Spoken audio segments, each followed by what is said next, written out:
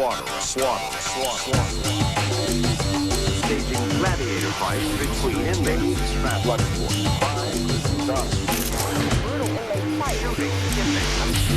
In a Bloodsport. June 7th, 2000. 8 correctional peace officers accused of brutalizing inmates at Corcoran State Prison are found not guilty of all charges after a 9-week trial. But victory is bittersweet. For 6 years, the officers have been the victims of federal prosecutors and a relentless assault by the media, which convicted them long before the trial found them innocent. This is the CBS Evening News. We have an incredible piece of videotape to show you tonight, and there's an extraordinary story to go with it. Charges of outrageous abuse, even murder by prison guards. 57 unarmed inmates were shot there by guards. 7 died. Was Preston Tate murdered? In my opinion, after reviewing everything that I've reviewed, being told everything I've been told, I think he was murdered, yes. I know some people who followed the case through the media and the paper, and they were just very adamant that they were guilty, and they wanted to know what was so different that we had heard in the courtroom that made us feel differently than what they had read in the paper or saw on the news. The sad truth of this case is that there was a relationship between the United States Department of Justice lawyers and the press that was unholy, unethical, and factually incorrect. In the end, it was this unholy alliance of federal prosecutors and the media that was guilty of blood sport, victimizing the officers, their families, and casting a dark shadow on every officer working behind the wall. On a personal level, those officers went through absolute hell. Many of them will never be able to be correctional officers again. It's affected not only their professional lives, but their personal lives and their interactions with their families. It was hard on my wife. She was a correctional officer also. We're divorced now.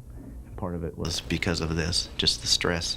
Trying to maintain a normal household with that hanging over your head was a little bit tough. And I would get up and I'd look at my daughters and everything and wonder, am I going to see them in school this year? You know, am I going to be able to take my daughter to kindergarten? Created a lot of anxiety, a lot of questions that immediately couldn't be answered.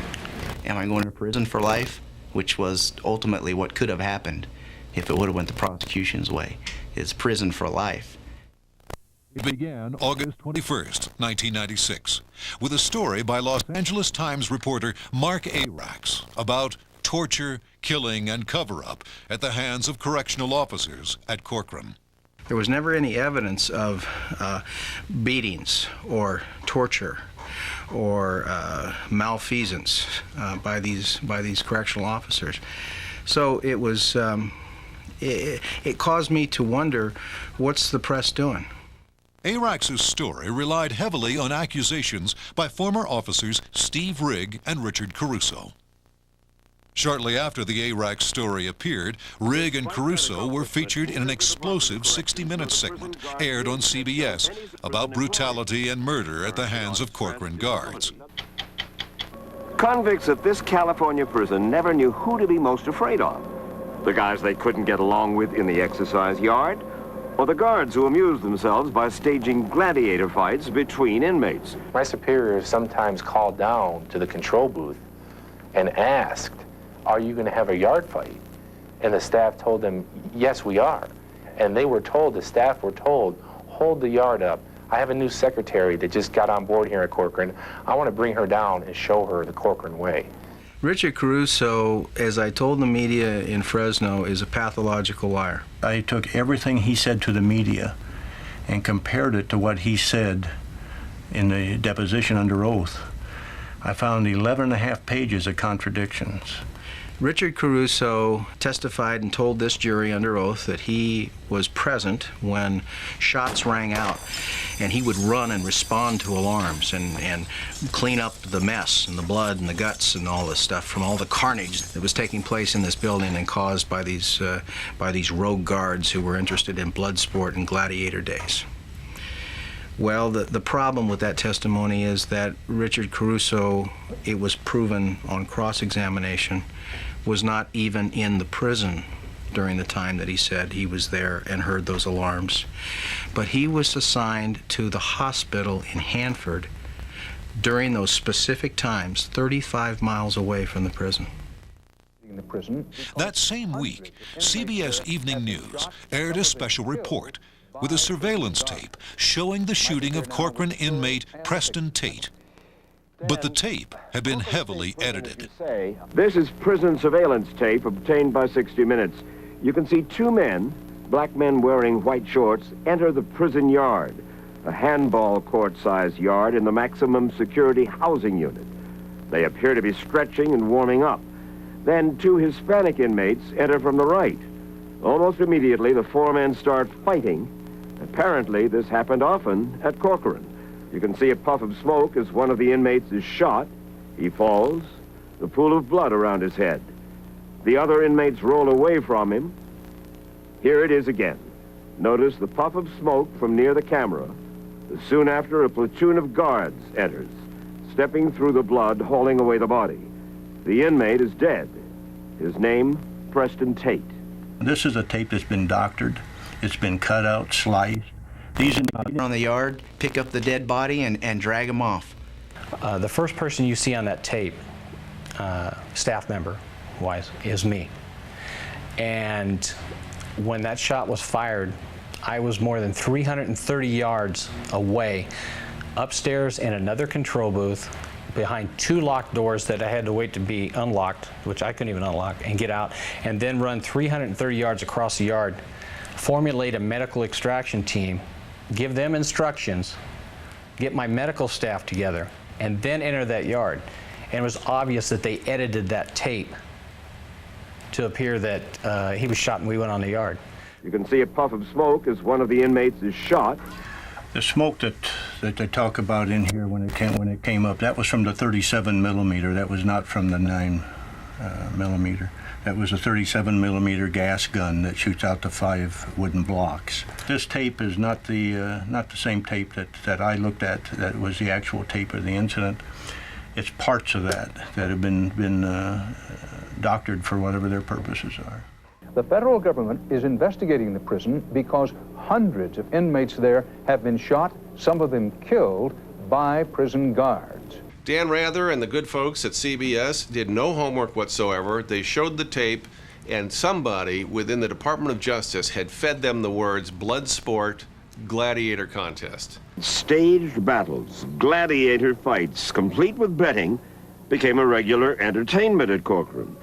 And whoever did that has a special place in hell waiting for them, because there was not a single shred of evidence in the trial or outside of the trial that any correctional officer had at any time engaged in anything remotely close to Bloodsport or gladiator contest. In fact, all of the evidence presented was exactly the opposite. What Lieutenant Rigg and Officer Caruso told the FBI and then a federal grand jury is that the leadership of California's Department of Corrections, the nation's largest prison system, was allowing guards and supervisors at Corcoran to select inmates and then pit them, like convict gladiators, against one another in front of an audience of jailers. We'd had 2 inmates testify, the only 2 inmates that testify during the trial, who said no, the fights weren't staged, they weren't set up. One of them said he didn't even know he was going to be in a fight when he went to the yard that day.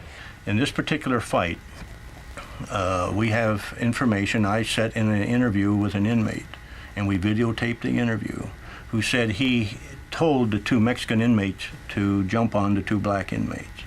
They'd been very disrespectful to the rest of the building. They're playing chess at 2 in the morning, laughing, talking loud. And when they were told to be quiet, they just said, yeah, take it to the yard, punk, we don't want to hear you.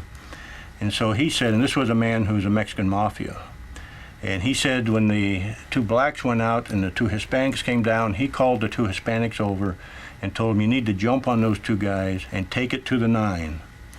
And what he meant by take it to the 9 was, don't stop with the 37 millimeter. What they do is they know you're going to yell at them.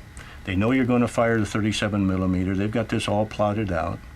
And then they hear you rack the 9. By rack the 9, I mean you have to put the shell. There's no shell in the barrel. You carry it without a shell in there. When you rack it, it is heard like an echo chamber in here, and that's when they prone out. One of the inmates had said they will fight till they hear the 9 rack. Well, what happens if you don't hear the 9 rack? What if you're so engaged in what you're doing you don't hear the 9mm rack and you continue to fight? Now I asked that inmate, well, what happens if they are a little too late and they don't hear the rack and they get shot? He said, man, that's the way it is in this business. I don't care if they tell the truth or if they don't. You don't care about the truth. They're making a movie, sir. It would later be revealed that Rigg and Caruso had entered into a contract with Paramount Pictures for a film about brutality behind bars. And here was a man who had a contract worth $1 million to tell his story. And he made up all sorts of interesting little anecdotal stories which would make a great made-for-TV movie. The famous chase. I tested him and I challenged him to see if he would stick with his story before this jury, and he did. He said he was felt personal danger as the FBI raced down the road, weaving in and out of traffic, with SSU officers from the prison closing the gap behind them as they exceeded speeds of 90 miles an hour. And he turned, and the FBI agent Jennifer Murphy in the back of the car was on the radio calling in the license plate of the car that was in pursuit. So I asked former Officer Caruso, you were in that high-speed chase, Officer Caruso, with Agent Murphy, who is sitting in this courtroom. Is that correct, sir? Yes, it is. And this is the agent who got on the radio and called in the license number of the car that was pursuing you. Yes, it is. So, obviously, the next witness we call is Agent Murphy. Never had a high-speed chase, never called in any license plate numbers. It just simply didn't happen. That was a figment of Mr. Caruso's imagination. Because, you see, he was on his way to Hollywood. And there is no good movie that you know of that doesn't have a good chase scene in it. In a federal deposition, Caruso admitted he was splitting his share of the movie deal with Los Angeles Times reporter Mark Arax. Caruso, who was one of the named parties in the contract, was specifically asked the question by counsel whether or not Mark Arax was involved in the movie deal, and because his name is not on the contract itself. And Caruso made it real clear, yes, he is. Is Mark Arax involved? Yes, was he? Yes, he's involved. I was amazed that they allowed somebody that was involved, that had a personal interest in how this trial turned out, to continue reporting on it. And you really have to ask yourself whether this guy, this reporter, was truly a journalist or whether he was just selling a movie script. In court, the day the verdicts were read, he was there, and when the first non-guilty was read by Judge Ishii, he got up and just slammed out of there, stomping his feet, just, you know. I think he's seen his Pulitzer and his movie contracts just going down the drain, I guess. You could sense Mr. Arax was disappointed, and that's not the job of media. Your job's to report the actual facts. It's a sad reflection of our media coverage in society today, but they were just out to make a buck. Sensational stories about brutality at Corcoran were soon appearing in the Fresno Bee and other major papers, with local television echoing the reports. This is Action News. Our source alleges that tapes like these exist by the hundreds and are viewed like training videos by willing participants. 47 on your side. Corcoran State Prison's so-called gladiator fights and prisoner shootings by the guards.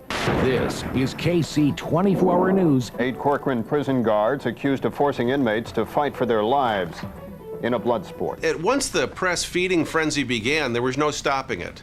They showed the videotape over and over again with the same incorrect tagline, because at the local level, there's certainly no impetus to actually do an investigation. Once the tagline is attached to the picture which shows the conflict, you've got a story that will circulate indefinitely. The LA Times alone published 64 stories about Corcoran between April 1996 and November 1999, with 22 of the stories featured on the front page. Of the total paragraphs written, 80% contained allegations or accusations against correctional officers. Literally analyzing paragraph by paragraph what slant these things were given, 80% of the articles were negatives. Only 1/5 of the stories were devoted to any defense, explanation, clarification of the allegations. And then they didn't even print like on Mr. Caruso when the 2 times that I'm thinking of right now when he was found not honest on the stand, that didn't get a lot of attention. So they didn't mind doing all this pre-stuff about all this Bloodsport and all that, but when it was proven wrong, they weren't very vocal about it at all. I don't think that the B News Service ever gave us a fair shake in either their editorial or their, well, I think it was editorial printed on the front page that should have been on the opinion page, but a lot of it ended up on the front page. To me, they were allied with the government. They always run with the story, and they're not going to print the positive. They weren't interested in printing our side of it. They were interested in slamming us. I mean, Gladiator Days and Bloodsport and everything else sounds good. It makes a good story. But emphasis on the word story. This was fiction, a lot of it, and it was not a pursuit of facts as much as it was a pursuit of sensationalism. The media created a story, and then the federal government said, well, goodness, if there's all of these allegations, something has to be true. On February 26, 1998, 2 years after the media began its assault, U.S. Attorney Paul Sieve announced his office was indicting 8 Corcoran officers, igniting another round of sensational stories. These defendants used their authority to sponsor Bloodsport. And that is a lie. And that was one of many lies told during that press conference. Those words, Gladiator Days, Bloodsport, those are not words that were ever uttered by a correctional officer within the walls, or by an inmate, or by anyone other than the U.S. Attorney in describing his case. According to former prison officers and inmates, the staged fights and even wagering by guards were a way of life. You're seeing an inmate in Corcoran's shoe, not only as a pawn to go out there and entertain the guards who are doing the shooting, who are actually, yes, placing bets on the fights out there. Not one whit of evidence was ever produced, documentary, through the testimony of a live witness, or any other way, that a single bet was ever placed on any fight. And that's what the U.S. Attorney stood up at a press conference in February of 1998 and told the world. And it was his office who had been investigating this case via a grand jury for 4 years.